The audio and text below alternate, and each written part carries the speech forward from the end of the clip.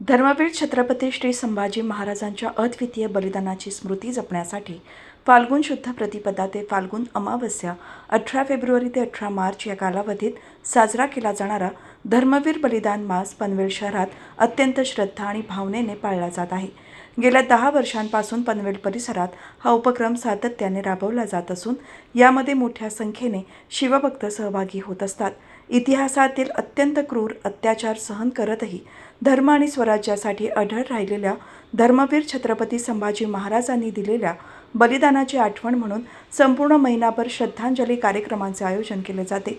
फाल्गुन प्रतिपदेपासून अमावस्येपर्यंत दररोज सायंकाळी 7:30 वाजता पनवेल येथील छत्रपती शिवाजी महाराज स्मारकाजवळ तसेच नवीन पनवेल, पळसपे, डेरवली, चिखले, कामोठे, कळंबोली, नावडे, तळोजा आदी ठिकाणी सर्व हिंदू बांधव एकत्र येऊन संभाजी महाराजांना सामूहिक श्रद्धांजली अर्पण करतात। धर्मवीर बलिदान मासाचे आचरण करताना अनेक शिवभक्त विशेष संकल्पही पाळत आहेत। संभाजी महाराजांनी शेवटच्या काळात अन्न पाण्याचा त्याग केला होता।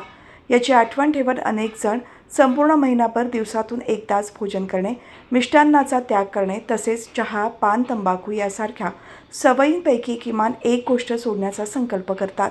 तसेच हा काळ शोक आणि स्मरणाचा मानून कोणतेही उत्सवी कार्यक्रम टाळले जातात। दरम्यान रविवारी झालेल्या श्रद्धांजली कार्यक्रमाला पनवेलचे आमदार प्रशांत ठाकूर, पनवेल महानगरपालिकेचे महापौर नितीन पाटील तसेच नगरसेवक सुमित झुंजारराव उपस्थित राहून धर्मवीर छत्रपती संभाजी महाराजांना अभिवादन केले।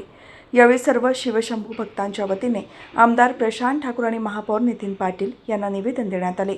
या निवेदनामध्ये पनवेल येथील छत्रपती शिवाजी महाराज स्मारकाजवळ 50 फूट उंच हिंदवी स्वराज्य ध्वजस्तंभ उभारावा, तसेच पनवेलहून नवीन पनवेलकडे जाणाऱ्या पुलावरून खाली उतरताच असलेल्या सिग्नल चौकाला धर्मवीर छत्रपती श्री शंभूराजे चौक असे नामकरण देऊन पनवेल महानगरपालिकेच्या वतीने अधिकृत फलक लावावा अशी मागणी करण्यात आली।